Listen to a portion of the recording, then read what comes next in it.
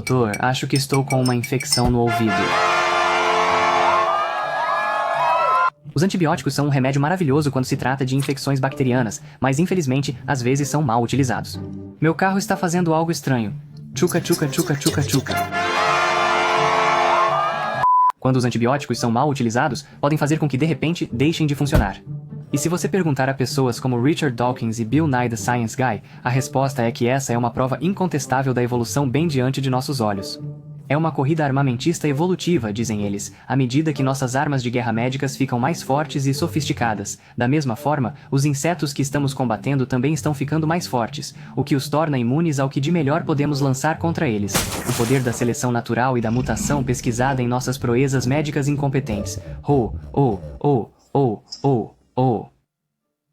A evolução bacteriana e a resistência a antibióticos é um dos maiores sucessos de todos os tempos em relação à evidência da evolução, e é verdade que os antibióticos às vezes param de funcionar.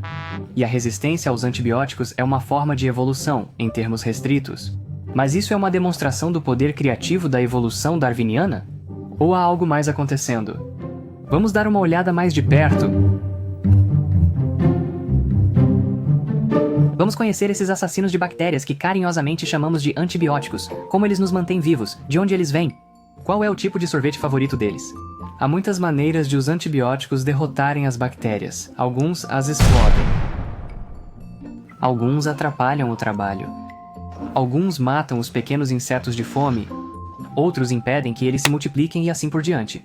Mas basicamente, há apenas uma ou duas maneiras pelas quais as bactérias podem se tornar resistentes aos antibióticos. A primeira e mais comum maneira pela qual as bactérias adquirem resistência é que ela sempre existiu. As bactérias resistentes a antibióticos, na verdade, são anteriores à invenção dos antibióticos modernos. Há uma história interessante de alguns exploradores do Ártico no século XVIII. Acontece que eles morreram congelados antes da descoberta e do uso de antibióticos. Alguns cientistas mórbidos os encontraram recentemente e coletaram amostras de suas bactérias intestinais e descobriram que eles já tinham resistência a alguns dos nossos mais poderosos antibióticos modernos.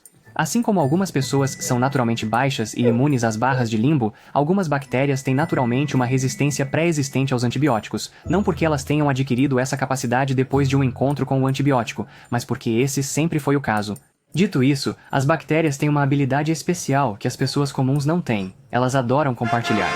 Não apenas receitas culinárias e conselhos financeiros, mas coisas muito pessoais, como seu próprio DNA. Elas trocam loops de DNA chamados plasmídios em um processo chamado de transferência horizontal de genes, ou HGT. Como alunos da terceira série com cartas de Pokémon, eles não têm ideia de como as obtiveram ou mesmo o que elas fazem, mas as trocam entre si, e ocasionalmente eles compartilham esses genes de resistência. No entanto, nada de novo foi criado ou evoluído. As bactérias já tinham a capacidade de trocar plasmídios, e os genes de resistência já existiam antes dos antibióticos. Isso dificilmente é uma corrida armamentista e não é uma demonstração do poder criativo darwiniano, pois não há novas mutações nem novos genes que tenham sido criados. Além disso, esses genes de resistência extras são frequentemente negativos para o condicionamento físico. As bactérias com genes extras inúteis tendem a ser menos aptas do que os insetos comuns. Imagine que você está em uma corrida a pé. Normalmente você não precisa de uma mochila cheia de suprimentos de acampamento, uma picareta, bolas de boliche sobressalentes e um cortador de ervas daninhas durante uma corrida a pé típica. Se precisar, ótimo. Caso contrário, é um grande desperdício de energia carregar todas essas coisas por aí. E isso o torna menos competitivo. As bactérias com carga genética extra tendem a ser menos aptas do que os insetos comuns. Mas e as mutações? Essa é a segunda maneira menos comum, porém mais interessante, pela qual as bactérias desenvolvem resistência aos antibióticos. Como isso funciona? Os cientistas estão cientes da resistência pré-existente. Portanto, para excluí-la como uma possibilidade em experimentos, eles podem começar com uma única bactéria normal não resistente e deixar que ela se multiplique repetidamente. E por fim, a população de bactérias ainda pode desenvolver resistência por conta própria. Veja como. Ao copiar seu DNA, os organismos são bastante precisos e as mutações são relativamente raras, mas, com o tempo, os erros aparecem sorrateiramente, como erros de digitação ou autocorreção quando você está enviando uma mensagem de texto para alguém. Às vezes, eles não são nada demais e você pode se dar bem apesar deles. Mas, às vezes, essas mutações realmente fazem alguma coisa e podem conferir resistência ou até mesmo imunidade a antibióticos. Incrível! Isso deve demonstrar o grande poder da evolução. Bem, espere um pouco. É como se alguém que não tem braços dissesse que é imune a algemas. Não tem pernas? Você é imune a fungos nas unhas dos pés. Não tem dentes? Parabéns, você é imune a cáries. Pense em quanto você economizará em pasta de dente e fio dental. Surdo e cego? Você é imune a músicas irritantes que ficam presas na sua cabeça. Uau! Tecnicamente, essa pobre alma pode ser imune a essas coisas de uma forma perversa, mas isso tem um custo. Dificilmente ele é um organismo mais apto, e essas bactérias mutantes são apenas versões estropiadas e estragadas do original. A evolução darwiniana não pode ir muito longe quebrando as coisas. Eventualmente, ela ficará sem coisas para quebrar. E, na realidade, quando os antibióticos são removidos do ambiente, essas superbactérias simplesmente morrem porque, sem a ajuda dos antibióticos que mantêm as bactérias normais mais fortes sob controle, elas não conseguem competir e morrem. Essas são as duas maneiras pelas quais as bactérias podem resistir aos antibióticos. Ok, esqueça os antibióticos. Vamos dar uma olhada no experimento que os darwinistas sempre apontam para mostrar a evolução bem diante de nossos olhos. O avô do trabalho de laboratório bacteriano, o experimento de evolução de longo prazo de Richard Lenski. Nesse famoso experimento, Lenski simulou em laboratório, ao longo de algumas décadas, mais de 1 milhão de anos de evolução com bactérias. Como os seres humanos e outros organismos de grande porte podem levar anos ou até mesmo décadas para se reproduzir, é difícil ver qualquer mudança entre as gerações acontecendo durante nossa vida. Mas micro-organismos menores, como a bactéria E. coli, podem se reproduzir em apenas alguns minutos, o que nos permite observar dezenas de milhares de gerações e as mudanças que as acompanham em tempo real. Foi isso que Lenski fez durante o último quarto de século. Ele simplesmente deixou um grupo de bactérias E. coli se reproduzir e observou o que acontecia. Logo após o início do experimento, ele notou que elas começaram a crescer muito mais rápido do que o normal. Então, algum tempo depois, a E. coli de Lenski subitamente adquiriu uma nova capacidade de comer algo novo chamado citrato. Essa foi uma descoberta surpreendente no mundo da biologia evolutiva. Os cientistas estavam desmaiando nas ruas. Para ouvi-los contar a história, esse foi um novo e enorme salto evolutivo, provando, sem sombra de dúvida, o poder da mutação aleatória na seleção natural. Mas você acreditaria se eu lhe dissesse que há um problema com essa explicação como evidência do poder criativo da evolução? Não? Ótimo, porque isso não seria verdade. Há pelo menos 3 problemas com essa explicação. O que exatamente aconteceu para que a E. coli crescesse muito mais rápido? Bem, elas quebraram seus flagelos. O que é isso e por que isso as faria crescer mais rápido? O flagelo é um pequeno motor de polpa das bactérias. Ele as ajuda a se movimentar e a fazer seu trabalho. Mas os insetos de Lenski estavam em frascos que eram girados constantemente, o que lhes permitia obter nutrientes sem precisar se mover. Eles eram alimentados com uma colher de sopa de vagabundos preguiçosos. Essa parte normalmente vital não era necessária no momento, portanto, era um desperdício de energia e eles se livraram dela. É como vender as rodas do seu carro quando você está em um semáforo. Você economizará muita gasolina dessa forma, com certeza, mas não terá feito um carro melhor e isso será um problema na próxima vez que precisar ir a algum lugar. Bem, e quanto à questão do citrato? Obviamente deve ser verdade que poder comer uma substância totalmente nova é uma coisa boa para esses pequeninos. Como se pudéssemos comer terra ou algo assim. Imagine as possibilidades.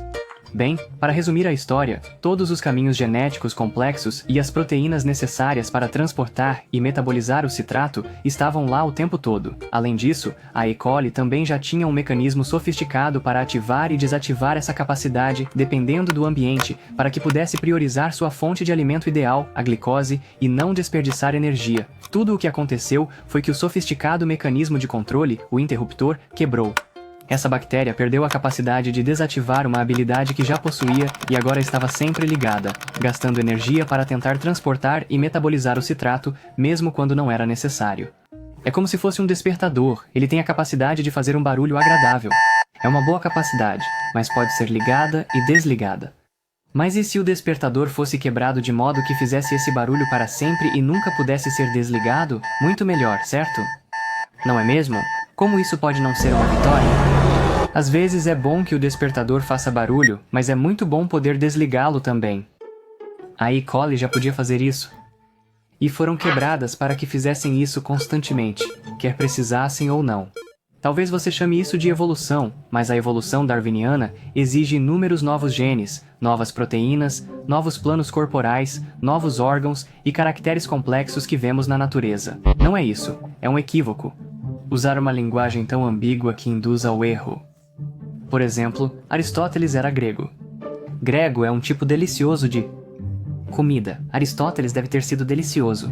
A evolução tem tantas definições que às vezes é difícil determinar o que se quer dizer com ela.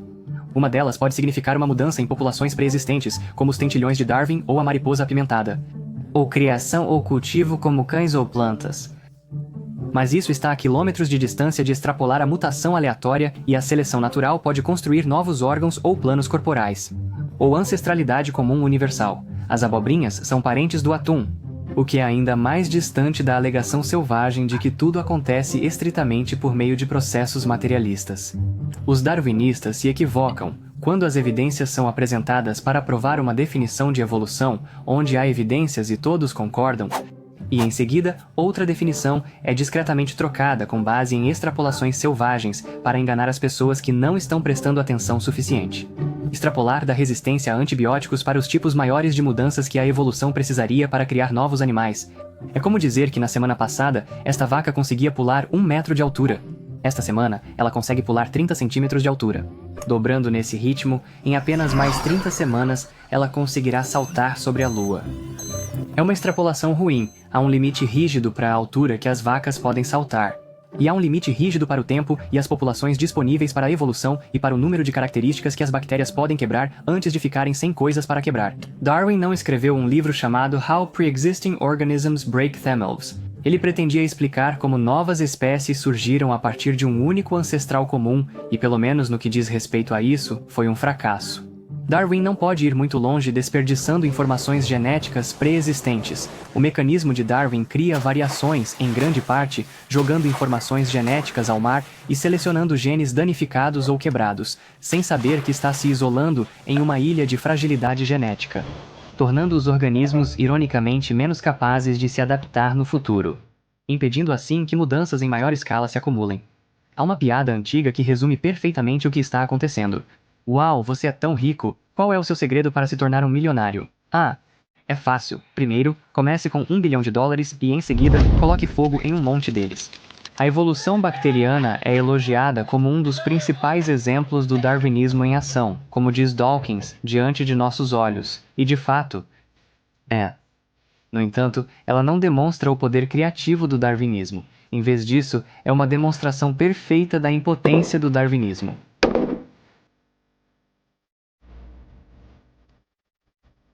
Certifique-se de que você está inscrito e toque o sino para ser notificado quando os próximos vídeos forem lançados. Obrigado por assistir.